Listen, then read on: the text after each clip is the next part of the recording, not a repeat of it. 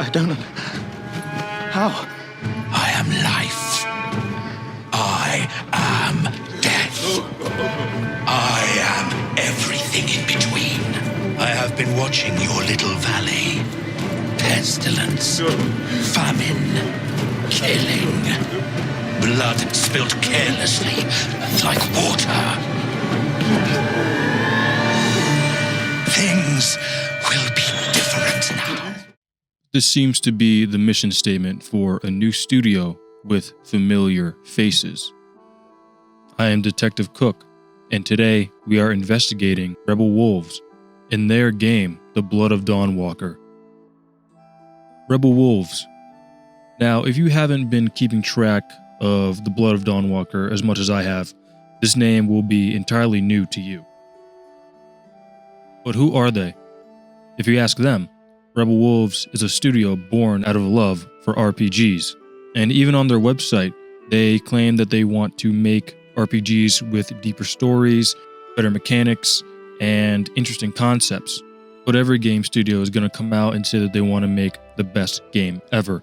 I've never heard or seen a game studio say that they want to make the worst game ever or a game that's just okay. But what gives Rebel Wolves some credit is that they have a lot of great talent behind them. Rebel Wolves is a brand new Polish studio founded in 2022 by the game director of The Witcher 3 Wild Hunt. And not just him, but a lot of the developers leading this new studio have worked at CD Projekt Red before, namely on The Witcher 3 and Cyberpunk 2077.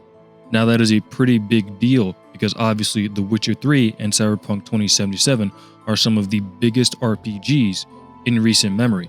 The Witcher 3, which is almost 11 years old at this point, still might be getting a DLC in May. Before I go any further, I just want to say I'm not Polish, I don't speak Polish, and I don't live in Poland. So, to be honest, I'm not even going to try and pronounce these Polish names because I know I'm going to butcher them, and I know nobody wants to hear that. So I'm going to call them by their title at Rebel Wolves, but I'm going to have pictures and their names up on the screen. First, we have the current Rebel Wolves CEO and lead game director on The Blood of Dawnwalker. He is a former CD Projekt Red employee who started as a junior tester in February of 2004 and worked on The Witcher 1, and he ended his tenure as secondary game director, head of production, and vice president of game development of Cyberpunk 2077 in May of 2021. He was also the game director of The Witcher 3 Wild Hunt and both of its DLCs, Hearts of Stone and Blood and Wine. Next, we have the current creative director at Rebel Wolves. He worked at CD Projekt Red from October 2028 to May 2021. He is also the lead quest designer of The Witcher 3 and both of its DLCs. He was also the principal narrative director and game director of Thronebreaker, The Witcher Tales, and Gwent, The Witcher card game. And lastly, he worked as the quest director of Cyberpunk 2077 and Cyberpunk 2077 Phantom Liberty. He is also the brother of Rebel Wolves' CEO. And then we have the current narrative director at Rebel Wolves. He worked as the principal writer at CD Projekt Red from January 2017 to June 2021. He worked on Cyberpunk 2077, Thronebreaker, Witcher Tales, and Gwent, The Witcher card game. He was also the senior writer on The Witcher 3, Wild Hunt, and both of its DLCs. Fun fact, he was also the co-author of the script for the Killing Monsters trailer that was part of the promotion for The Witcher 3. What are you doing? Killing monsters. And the games mentioned are also very favorable with both the community and the critics. But why leave CD Projekt Red? Why not stay on the team and possibly be a part of the game direction of The Witcher 4, which will more than likely be one of the most anticipated games of the decade? It seems that these developers broke away from CD Projekt Red not only to follow their own creative passions and create the game that they want to make, but also to break away from the AAA game development cycle. In an IGN article posted in February of 2022, Matt Kim reports these statements from both the narrative director and the lead game director of The Blood of Dawnwalker. In order to create truly great games, we won't chase trends or numbers. Our goal is clearly defined to create memorable games, tell moving stories, and evoke visceral emotions. It's ambitious, true, and I'm glad it is. Art needs ambition. I don't want to create another game, I want to work on titles people will remember, says the narrative director. The CEO and lead game director states, "We're developing a video game we'd like to play in a way that games should be made. We want to evolve the CRPG genre by creating unforgettable stories, all while working as a tightly knit team, united by a shared goal and ambition. We want to stay small and agile, a place where people know and care for each other." In a GamesRadar article from February 2025, the author Jordan Gerblick reports, "The creative director and his brother, the lead game director, started up Rebel Wolves in part to let their creative juices flow without the constraints and red tape of a AAA studio like CD Projekt Red." So not only do Rebel Wolves want to make good games that everyone loves and that they want to play, but they also want to create them the right way. Now, what that signals to me is that they are probably trying to avoid, or at the very least cut down on, the amount of crunch that they have to do, a problem that plagues many game studios. Even Naughty Dog, the creators of the Uncharted series and the Last of Us series, has seemingly walked back on their promises to not have any crunch in their studios. And as a community, we've heard all of this before from just about every game studio. But it seems that Rebel Wolves is putting their money where their mouth is. And now we're going to go check that out with their new game, The Blood of Dawnwalker. Now, what is The Blood of Dawnwalker? To put it in the simplest terms, The Blood of Dawnwalker is a single-player, open-world, dark fantasy action RPG that is focused on telling a strong narrative. The official synopsis is much the same.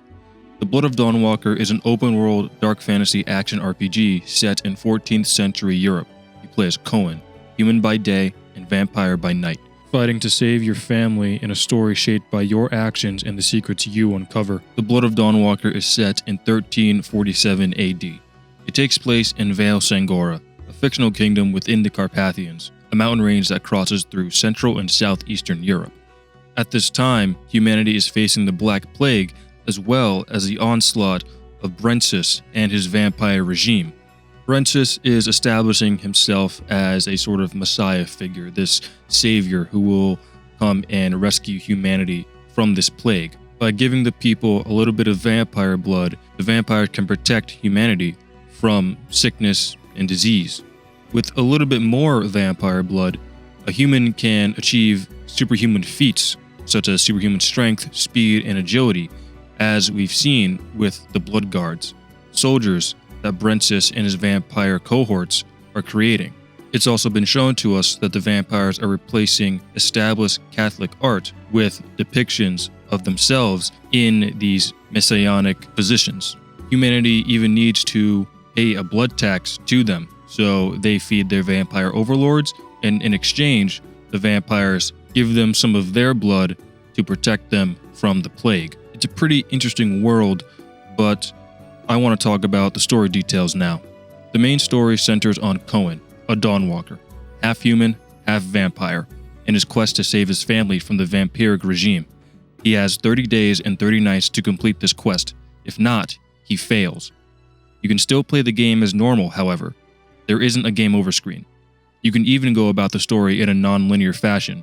You can travel to battle Brentsis as soon as you know where he is, or you could bide your time, collect allies, and grow your power before storming in.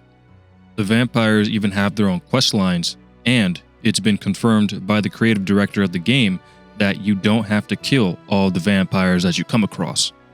Now that you have a good base on what the game is and what it's about, now it's time to talk about everyone's favorite part, the gameplay.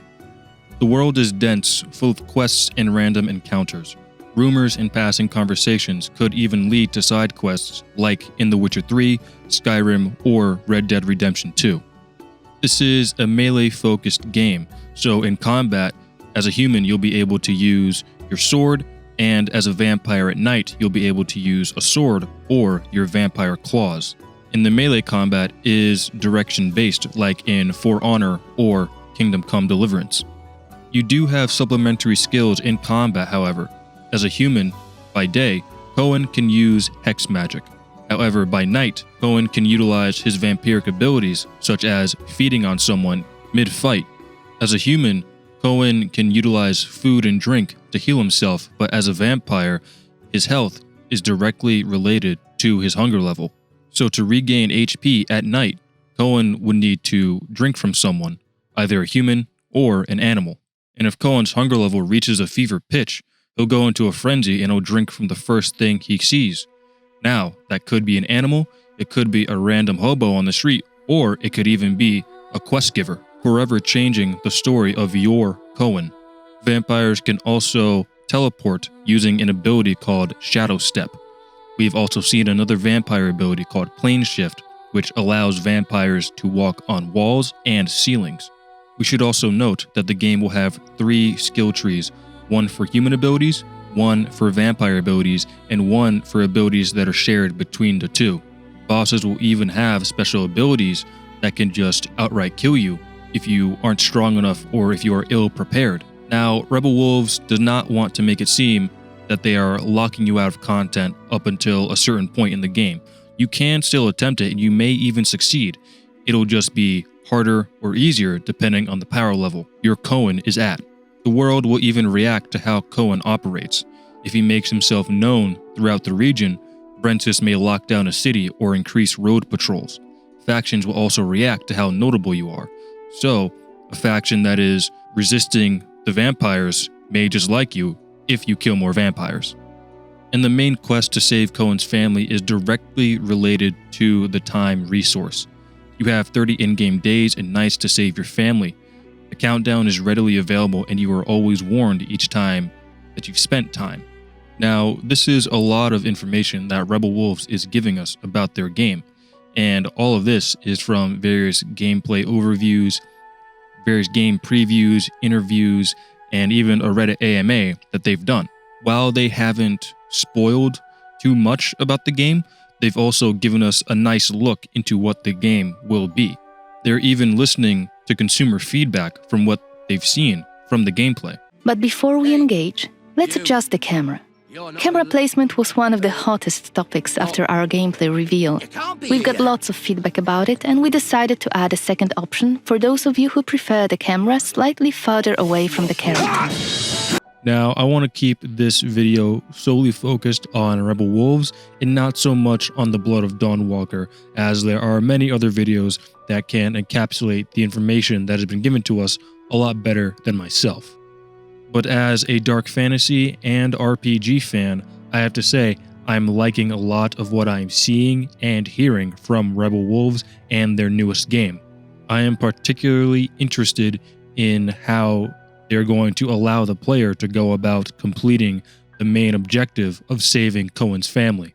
If the world is as reactive to your actions as Rebel Wolves claims that it will be, then I can definitely see myself telling my friend all about the emerging gameplay moments that I've shared with Cohen in this world. There's also a lot of replayability within that itself. I mean, you could have playthroughs where you completely neglect your human side and you fully focus on the vampire power fantasy. On the opposite end, you could cling to your humanity as much as you possibly can, but in the process, you might just kill an important NPC. My only real concern that I have with the Blood of Dawnwalker itself is the writing, and that's only because we don't know how the writing is going to be. Role-playing games live and die on their writing. I mean, just think of some of the best RPGs in recent memory. Baldur's Gate 3 and The Witcher 3. Both of those games have had some of the best writing I have ever experienced. And you won't find too many people that are willing to argue with me on that. But we also have seen RPGs with some pretty bad writing.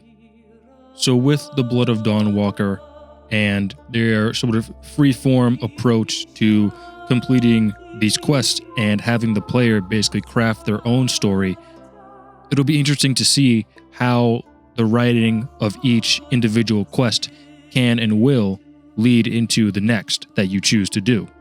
Though, Rebel Wolves do have the talent to pull it off. Now, the title of this video, will Rebel Wolves become the next CDPR? To be honest, it is way too early to tell. I don't have an answer to that question right now. Nobody can really tell up until the game is out and we have a controller in our hands. I'm just trying to start a conversation about things. I even brought this question to Reddit, and some were welcoming of the discussion, while others, not so much. Please, you tell me, do you think that Rebel Wolves will rival that of CD Projekt Red? Can the Blood of Dawnwalker become the next blockbuster role-playing game series? Let me know in the comments. Rebel Wolves seems extremely passionate about the game that they are creating. It seems that everything is above board and that they are being completely honest and earnest in their endeavors to create the best RPG that they can. However, always stay skeptical. Now, if you've made it this far into the video, I want to say thank you for watching this far. If you've liked what you've heard, if you've liked what you've seen, please like, comment, and subscribe if you so wish. I will see you in the next investigation. This has been Detective Cook, signing off.